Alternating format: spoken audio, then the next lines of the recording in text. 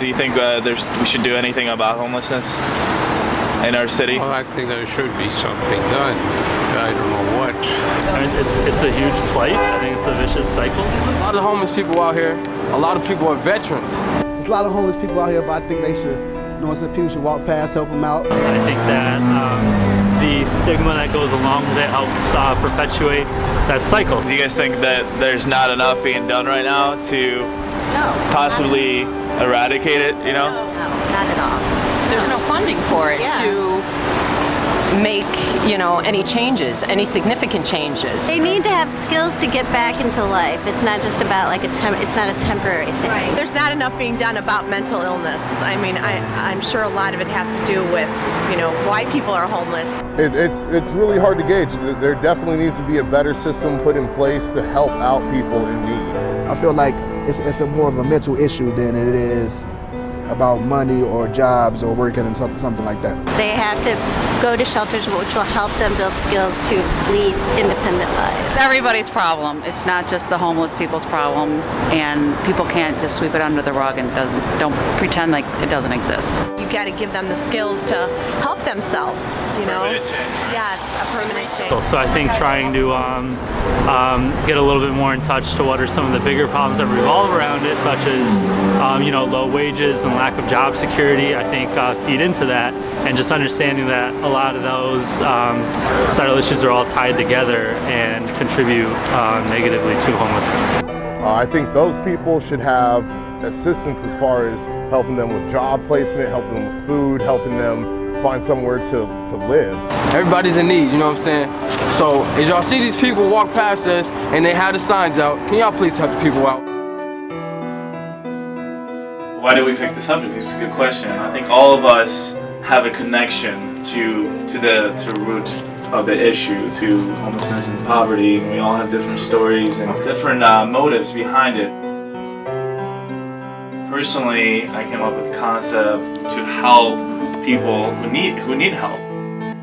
It will help us understand poverty and homelessness so other people can understand it better as well.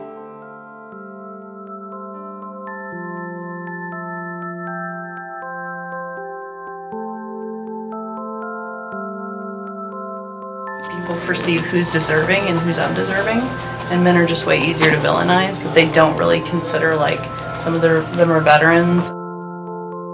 We're not funding it adequately, and we have a system that's remarkably bureaucratic and difficult to implement, and we're way too slow. And the answer to that is the first plan of Chicago's plan to end homelessness did not meet its goals. This gentleman's name is Reggie Wilburn. He's 42, and he was actually featured here in an article by the New York Times. And the story really focused on a fella who would go around and give out laminated signs to the homeless folks around Chicago to help them attract more donations. So this sign right here, for example, says homeless, or as Reginald has a sign here that says please help. Very neat gesture. A lot of the homeless made the Chicago Riverwalk their sleeping grounds, and unfortunately due to construction a lot of them don't have shelter anymore. As you can tell, not many places to hide from this weather.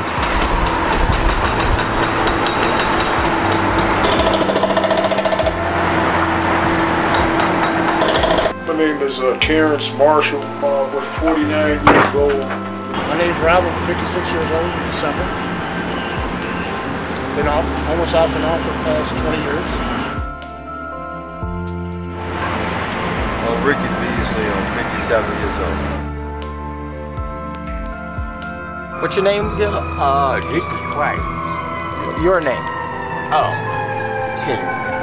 How old are you? 18. You sure? Yeah. No, I'm 40. Hi, my name is Natalie. I'm in my late 20s. My name is Kenny. Full name Kenneth Dwayne Smith. I'm senior. There's a junior behind me. 43 years old, October 9th, 1968. My name is Francesca Torres. I am 30 years old. I was born April 22nd, 1982. I currently reside at Cornerstone Shelter.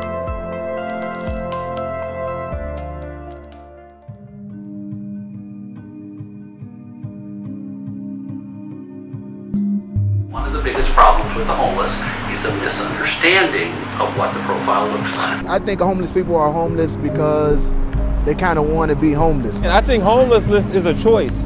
It's something that you decide. I mean, maybe subconsciously, but it's something that you decide. You know, you don't have to be homeless. Honestly, I think there's more people out there that aren't trying to better themselves and would rather just live off of assistance. It's like they don't want the everyday responsibilities. Like they sit down and they get cups and stuff like that, and people give them money every day. There was a time before where they weren't homeless, and maybe they had something that they can do. They can apply themselves. They got to be able to help other people. There's people out there that are taking advantage of government assistance as far as like food stamps and living. I know people who sell their food stamps instead of helping out their family, helping out better their situation.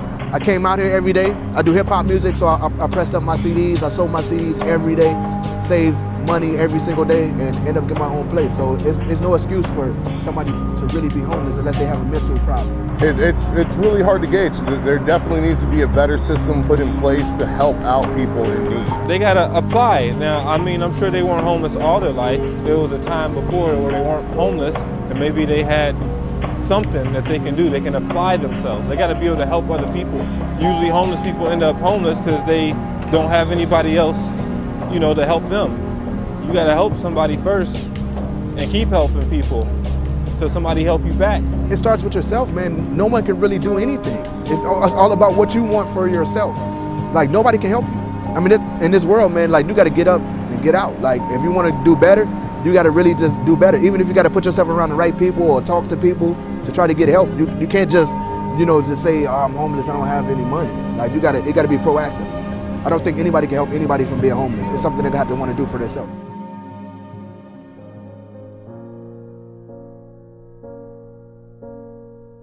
Now, why are you out here today? I'm trying to make a living. What about your family? Family? Yeah. Oh, you know, my wife left me. I mean, you know, the girl left me. That was hard. How long? Yeah, how long you been on the streets? Street.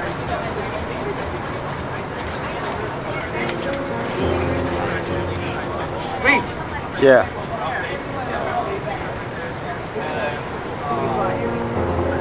Hello. How long you been out here today? Oh, a couple hours. I was taking advantage of it. Cars, money, clothes. I was rude. I wasn't thinking about the people that was really out here. That's why I'm back out here.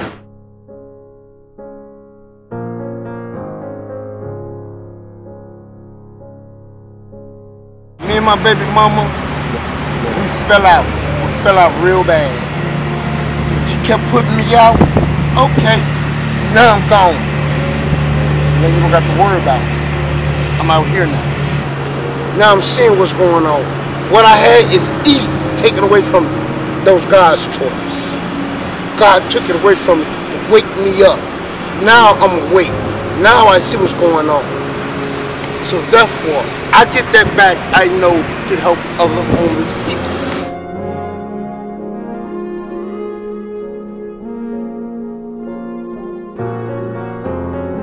My particular case, I was like a victim of, like a carjacking, where I was, shot, in the right arm, and I, kind of lost my job due to medical reasons.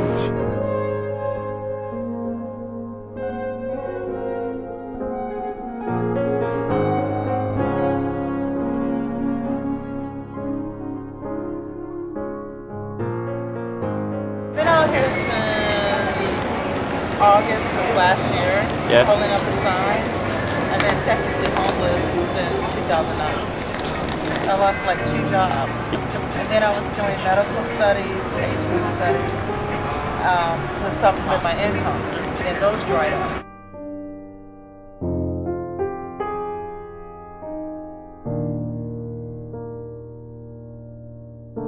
How we ended up here, like I said, he was working.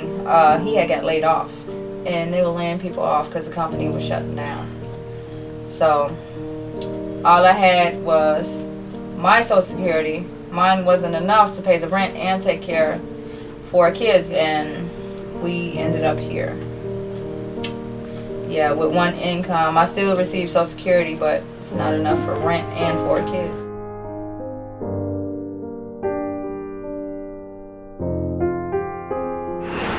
Been almost off and on for the past 20 years. Mostly because of addiction.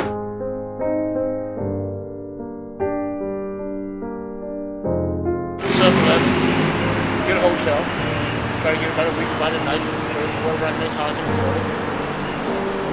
I've had a good life. I've been down, and now I'm just trying to survive.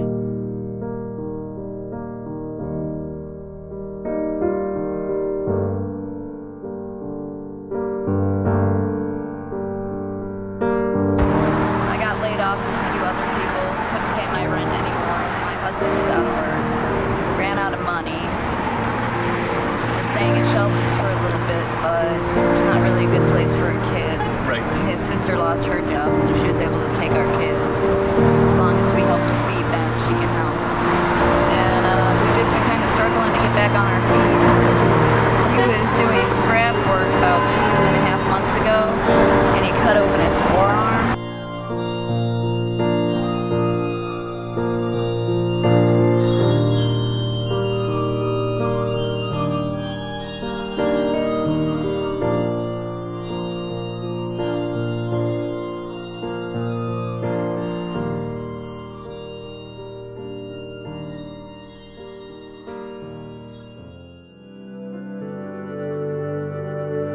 It's roughly estimated between 80 and 90% are one of 2 profiles. They're chronically addicted or they're mentally ill. The chronically addict is an individual who was born into an addicted family. Both of their parents, if present, are likely addicts.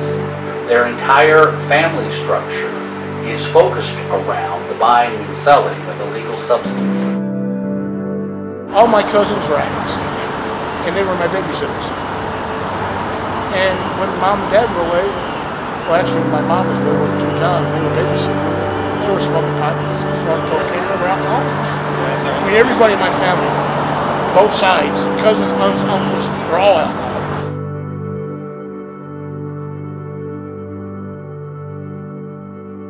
I mean, for a long time, I was a functional addict.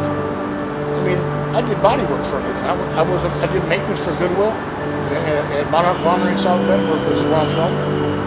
You know, I had good jobs. I made good money. You know, it wasn't until I started going crack.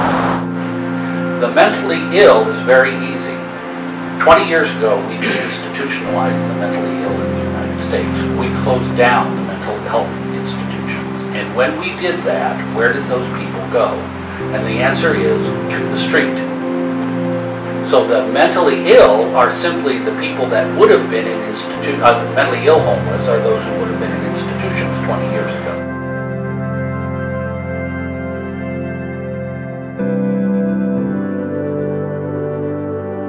We're in America. We actually believe that if an individual is given an opportunity, they can simply pull themselves up by their bootstraps. Well, that doesn't work with the mentally ill and the chronically addicted. They're not capable internally of doing it. And this represents who the homeless in America are.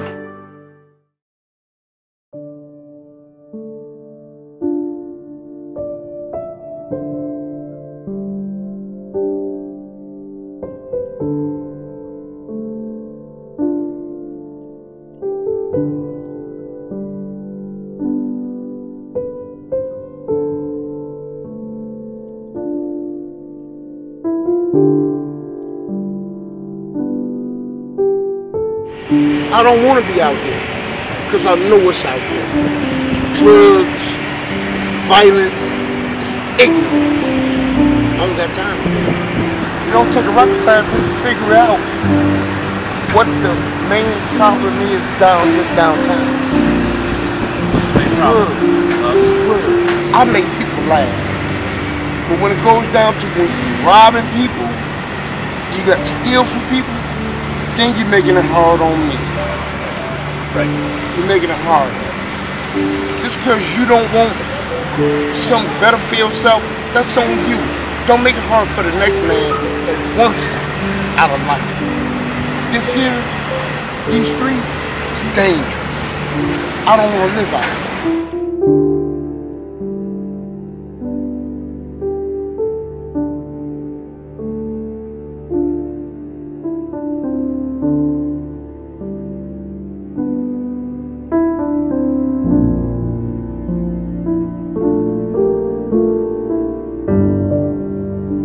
I've never seen this in the orphanage. I had no idea when I got out of the nursing home a year and a half ago. The lady was in the nursing home, stole my ID. So I've been fighting for a year and a half to try to get my ID because it's a catch-22 right now. That's the main thing about when you end up homeless. It's hard to get an ID.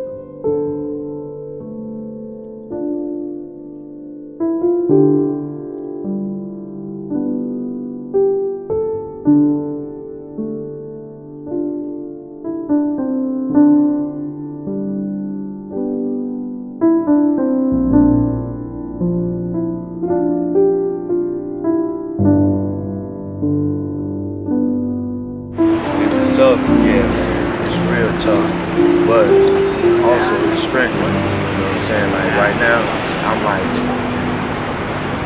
3 weeks, a little 3 weeks in my own home. Dude, both the guys were choking while I was asleep, and then the other guy said, "That ain't him. That ain't even him. That's the wrong guy."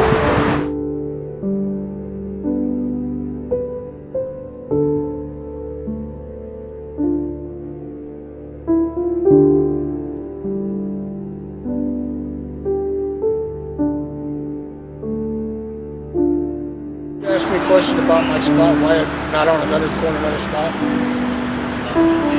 When I come to this spot, it wasn't a 7-Eleven. I was on the bridge. A bunch of people started coming up their house, and too many people too close, you don't make nothing. If you got somebody every 5 feet, yeah, they make it. So I moved down this way. I made more up there, but I've met nicer people down this way.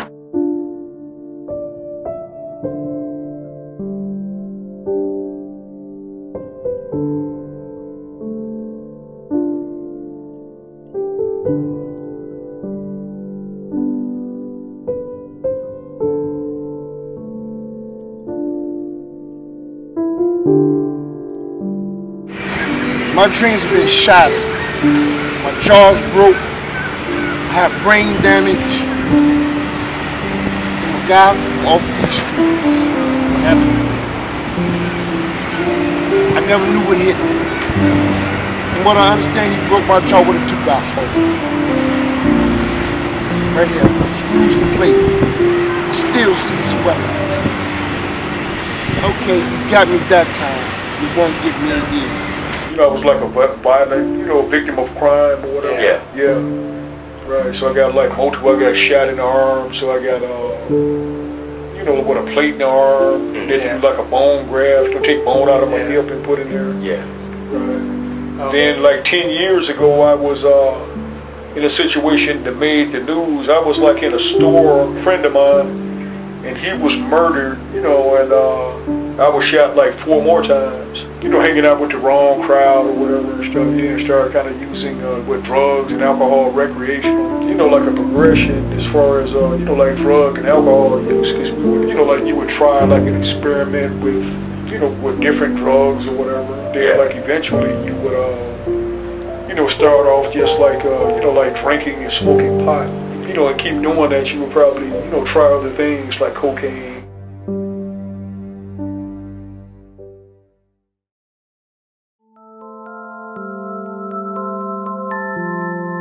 So my opinion on homelessness is I came from that. I was 16 years old. I lived on the streets in Denver for 2 years. What I experienced was no one wanting to talk to me, no one wanting to associate with me like I was a second-class citizen, like I wasn't good enough for the rest of the world, you know?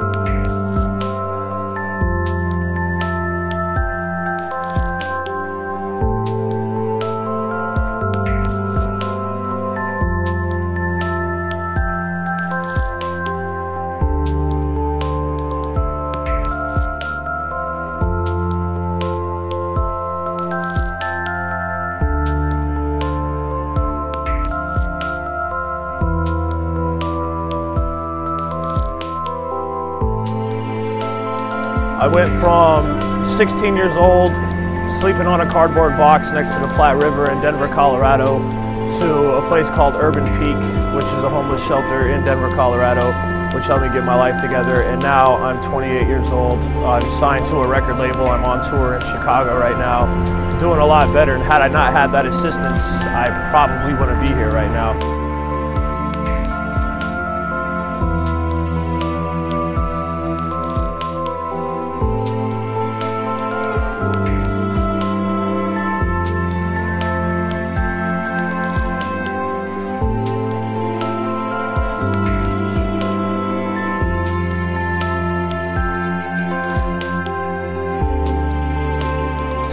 Really, and what helped me come up out of that was living at a youth homeless shelter where they provided a place for me to stay, assistance in getting sober, education. I stayed there for within a week I had a GED, you know, and that's really what it comes down to for me is education. Education is what can empower someone and make them feel like they actually have an opportunity in the world.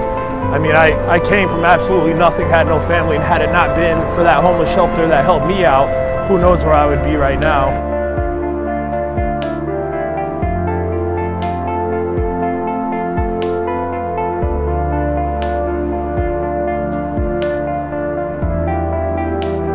I think that a huge problem with it is, with homelessness, is people get lost in despair and they feel like the way society views you, that was how it was for me, the way that society perceives you is just a bum, and you start feeling that inside yourself. So if you have programs around you that can help you shower and shave, put on clean clothes, and just look presentable at a job, that is where the empowerment comes from. It's a sense of self-worth is what I would say.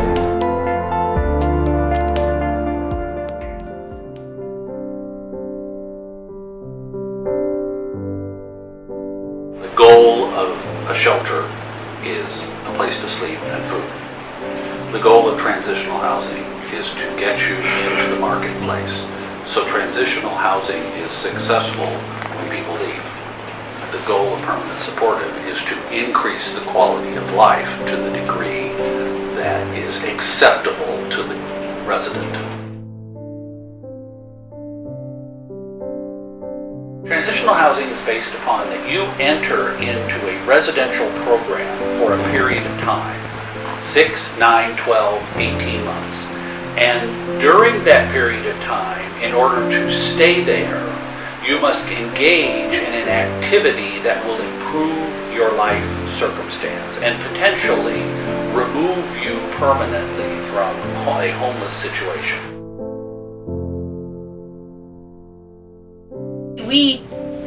The city's thing was 120 days. That's interim housing is 120 days. In reality, people stay here probably more like 3 to 6 months than 4 months. And finally, the city sort of recognized that and used the 180 days. But by 180 days, that's 6 months. They really want you to be successful.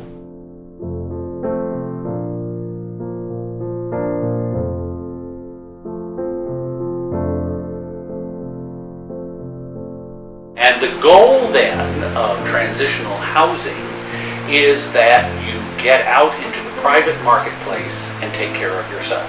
But the reason why they are no longer around as much is because there became a recognition in the 70s that it was not solving the problem. People would do the residential program for 6, 9, 18 months, get a job, go back out into the private marketplace, rent an apartment, and within a period of 24 months be homeless again.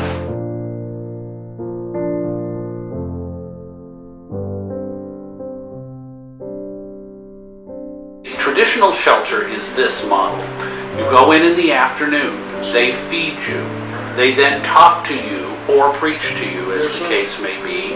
You go to a room where there are bunk beds, lots of people in the same room, and you sleep. You then get up and you leave.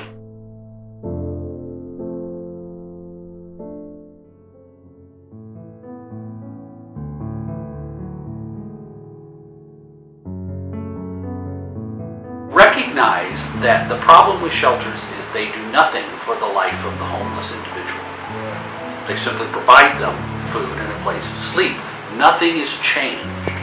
Supportive housing is, how do you solve the problem of homelessness in America?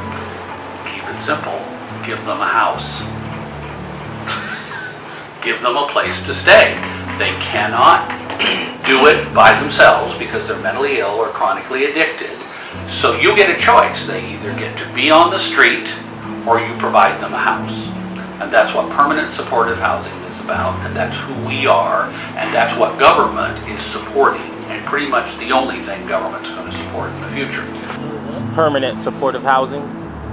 Have you heard that term before? That's what I'm trying to get my ID for. There's a guy who goes to the Fry area. He gave me a piece of paper. It's in the area where I live at. He was homeless. He come out of the penitentiary. 90 days they got him housing, food stamps. He's going to college at the Fry now.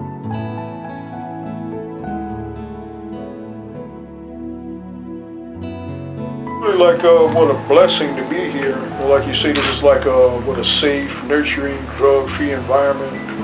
And the staff around here like really cares about the like individual.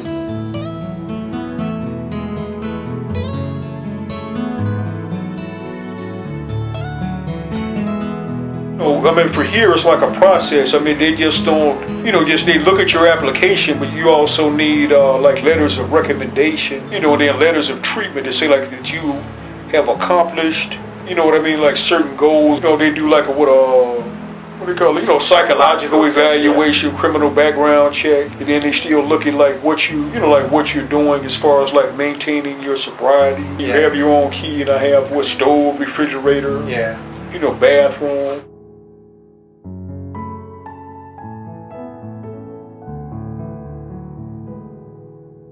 And when agencies center all their attention on the permanent supportive housing, which we should, there is less and less, and I think the city's trying to get away from the emergency, thing, because we should put everybody in permanent support. I totally believe that, but on a realistic, everyday basis, you have people who haven't gone through the interview process to get in, and there's no room for them in the permanent supportive place yet. So what are you going to do with these people? You have to have some sort of a emergency type shelter. The thing with us is there is fewer and fewer places like ours that what I call, we're called interim technically, but we're really act as an emergency shelter, really like a point of entry. The DHS calls us all day and all night.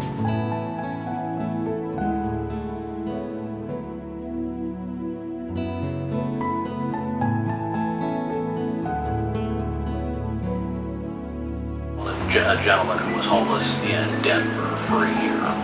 And during that year, he cost government $1 million in services because the homeless get their medical care from emergency rooms, because the homeless are hungry and they steal, because the homeless get picked up by police systems and moved from place to place. So it is always the case that the homeless, without being provided a home, will cost infinitely more than providing a homeless person with a house.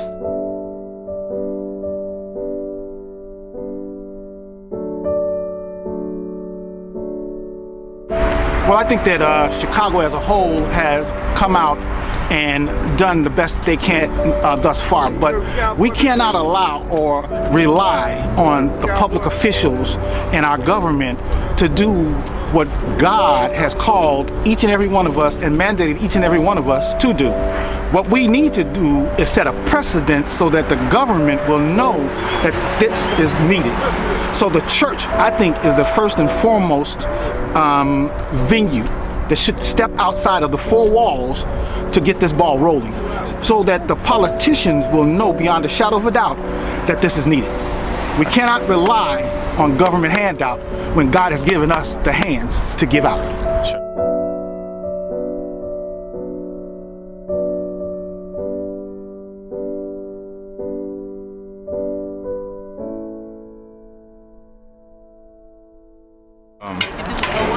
These people, what they're doing a good thing. They're helping out people who need help in any way possible. They devote their time and their patience to helping people out any chance they get to, and really be taken advantage of, and really be thankful. And I work every day. I work real hard every day. I got multiple jobs, and this is only temporary. So this is good as a nice hand to help me get back on my feet.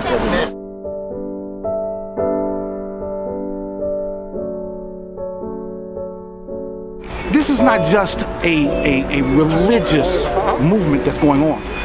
The fact that we have so many homeless and so many hungry people in a city such as Chicago or any other metropolitan city for that matter is just unheard of. So it is everyone's mandate. Anyone that has a heart or a passion to help, anyone. The general public doesn't understand what the profile of the homeless is, and the general public says this: well, let's just help them get into private market environment and help them get a job so they can support themselves. Right. That's the public's answer to the problem. They don't understand the root of the problem. But they don't understand that doesn't work. Right. And it will never work. But is there an answer that does work? And the answer is yeah.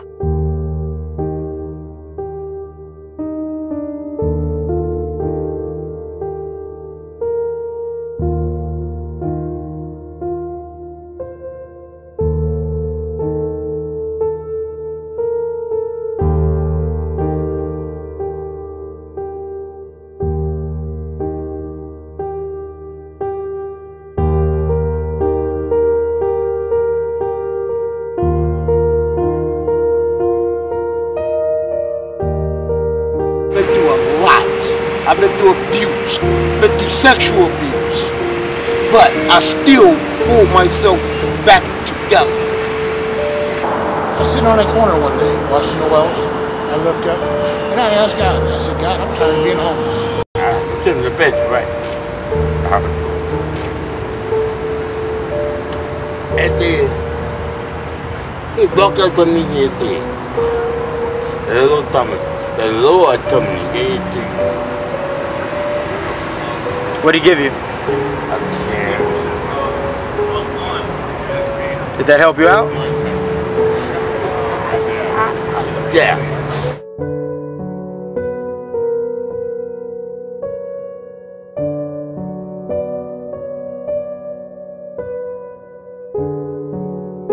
I'm open to talk about it, you know, just to let people know my story. Like, you can survive. You know, you don't have to look to drugs just to get through your days because of what happened to you. You know, like I said, my kids are my motivation for getting out of here. I'm trying to look for a job. Me and my husband trying to look for a job and trying to work our way out of here, because this is not your home. This is temporary.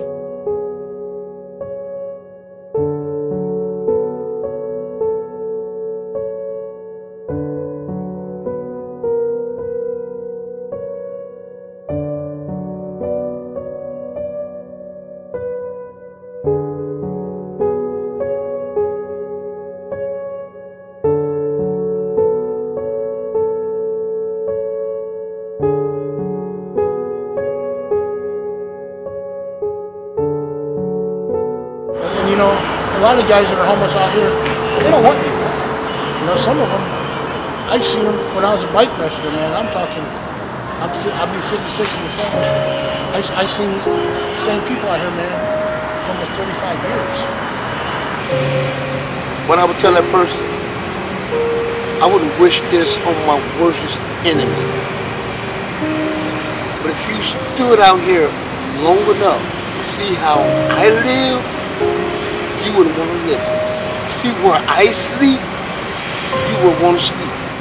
You wouldn't wish this on your own worst enemy, because I wouldn't wish it on mine. But at the same time, be conscious of what you're doing. Don't down me because of my downfall. Try to uplift me to be a better person. That's it, that's all. It's that simple.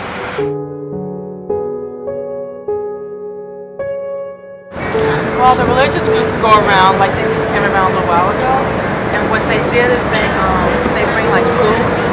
They'll bring like sandwiches. They'll bring t-shirts, socks. You can always use socks, t-shirts.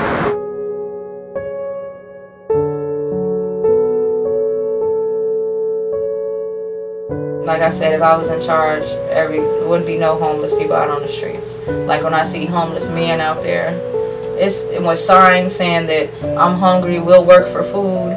It's so sad because now I know how it feels to be homeless. I've never once talked about homeless people. Oh no, I always gave money. When they say they're hungry, even though they might not spend it on food, you know, but I'll give it to them anyway because I'll get my blessings. It's all about change, really. It comes from the heart. When we grow up, you know, it's always about, you know, pushing somebody out of the way to be first and whatnot. You know, to always be better than someone, in which that is the case, but it's like to better ourselves as well. As we better ourselves, we need to also help each other out, and a lot of that gets in the way. Well, one, like I said before, is get boots on the ground. It is imperative that we stop having committee meetings and come outside and get busy in doing what the Bible declares as the Father's business. We from City Point believe that the city is watching. It truly is watching. All it needs is someone to ignite the fire, and we're willing to raise up our hands and say, here we are, send us. They're readdressing the issue again to see if they can get the number of permanent supportive housing units that they need to end homelessness in Chicago. We can end homelessness in Chicago in the next 5 years.